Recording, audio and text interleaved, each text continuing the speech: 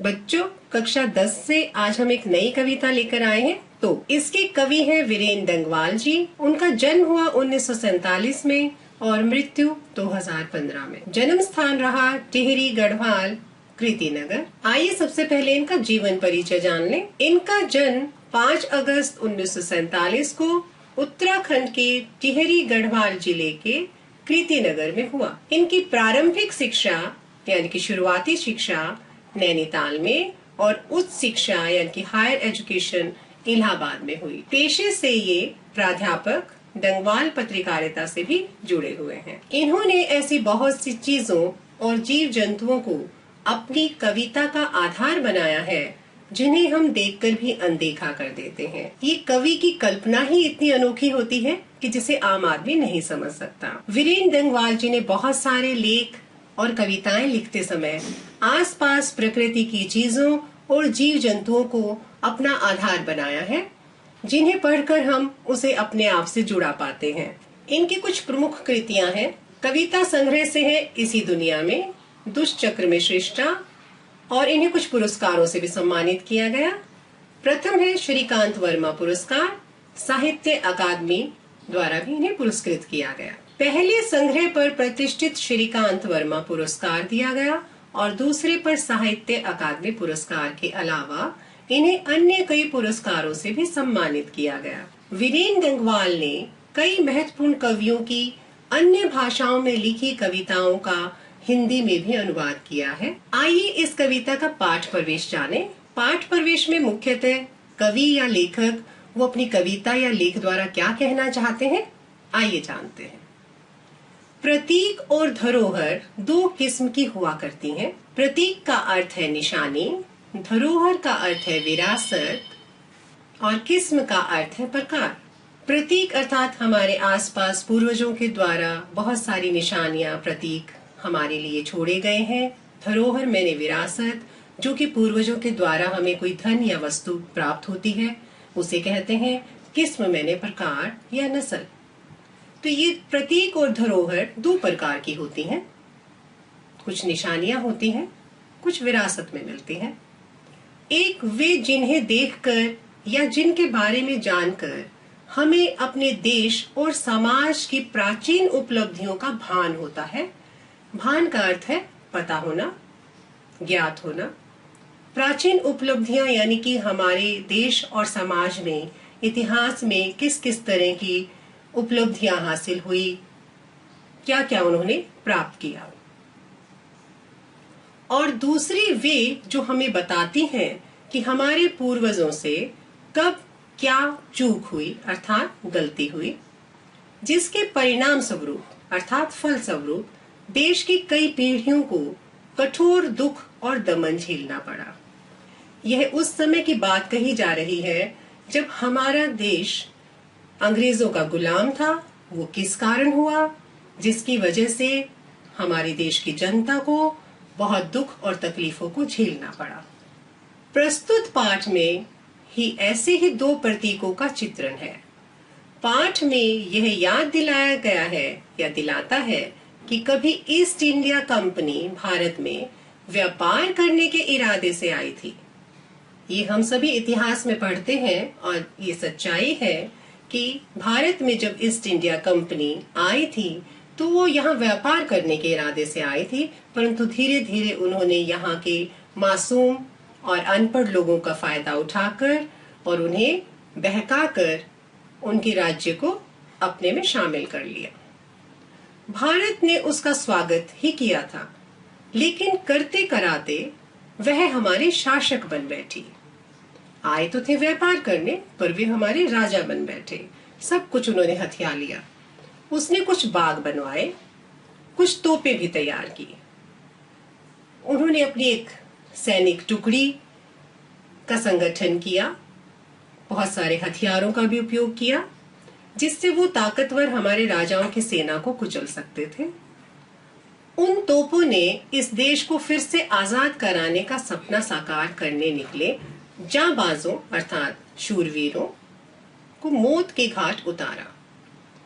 ये जो उनके द्वारा हथियार बनाए गए थे, बहुत ही ताकतवर तोपें, बंदूकें और अन्य तरह के हथियार जो कि उन्होंने युद्ध में शामिल किए। पर एक दिन ऐसा भी आया जब हमारे पूर्वजों ने उस सत्ता को, उस शासन को उखाड़ फेंका, जड़ से खत्म कर दिया, क्योंकि उनके अत्याचार इतने अधिक हो गए थे कि अब लोग उनके अत्याचारों से तंग आकर विरोध करने लगे थे और उन्हें अपने देश से निकाल फेंकना चाहते थे। तोप को निस्तेज कर दिया। निस्तेज का अर्थ है अनुपयोगी। फिर भी हमें इन प्रतीकों के बहाने यह याद रखना होगा कि भविष्य में कोई और ऐसी कंपनी यहाँ पांव न जमाने पाए जिसके इरादे नेक न हो। इस चीज के बारे में हमें सावधान रहना होगा कि दोबारा से वो गलती ना हो जो हमारे पूर्वजों ने की। यहाँ फिर वही तांडव मचे जिसके घाव अभी तक हमारे दिल में हरे हैं। तांडव का अर्थ है युद्ध, हलचल। जैसा कि अंग्रेजों के अत्याचारों से तंग आकर हमारे बहुत सारे जवान, सैनिक और स्वतंत्रता सेनानियों को अपनी जान से हाथ धोना पड़ा, दोबारा से ऐसा कोई युद्ध छिड़े, ये हम नहीं चाहते हैं। भले ही अंत में उनकी तोप भी उसी काम क्यों न आए जिस काम में इस पाठ की तोप आ रही है, सिर्फ एक दिखावटी खिलौना बनकर रह गई है। आइए कविता की शुरुआत करते हैं। तो कंपनी बाग के मुहाने पर धर रखी गई है यह 1857 की तोप। मुहाने का अर्थ है प्रवेश द्वार, दरवाजा। कंपनी बाग, यहाँ पर बात हो रही है कलकत्ता की कंपनी बाग की, जो कि अंग्रेजों द्वारा ही बनवाया गया था और बात है 1857 के समय की। इसकी होती है बड़ी संभाल अर्थात देखभाल, विरासत में मिले कंपनी बाग की तरह। विरासत का अर्थ है धरोहर, जो कि हमें पूर्वजों से कुछ वस्तु या धन के रूप में मिलती है। साल में चमकाई जाती है 2 बार और सिर्फ 2 ही बार चमकाई जाती है। वो कौन से समय है? एक है स्वतंत्रता दिवस और दूसरा है गणतंत्र दिवस। आइए इस अंश की व्याख्या को अच्छे से समझते हैं। प्रस्तुत कविता में कवि वीरेन डंगवाल जी ने 1857 के प्रथम स्वतंत्रता संग्राम के युद्ध में अंग्रेजों द्वारा इस्तेमाल की गई तोप का वर्णन किया है।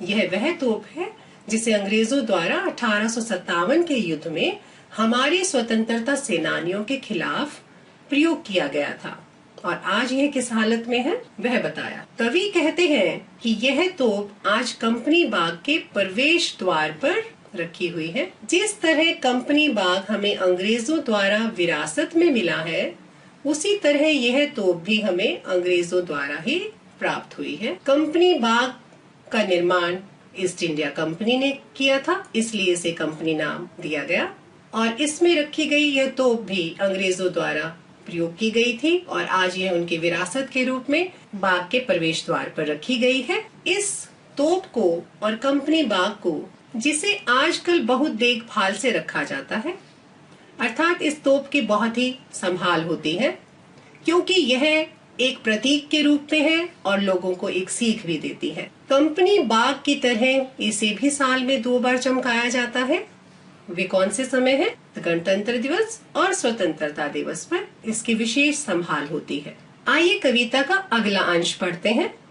सुबह शाम कंपनी बाग में आते हैं बहुत से सैलानी। सैलानी का अर्थ है पर्यटक अर्थात यात्री। उन्हें बताती है यह तोप कि मैं बड़ी जबर, जबर का अर्थ है ताकतवर, उड़ा दिए थे मैंने अच्छे अच्छे सुरमाओं के धज्जे। सुरमाओं का अर्थ है वीर सिपाही, सेनानी। धज्जे उड़ाने का अर्थ है चीथड़े चीथड़े कर देना, उनको पूरी तरह से समाप्त कर देना।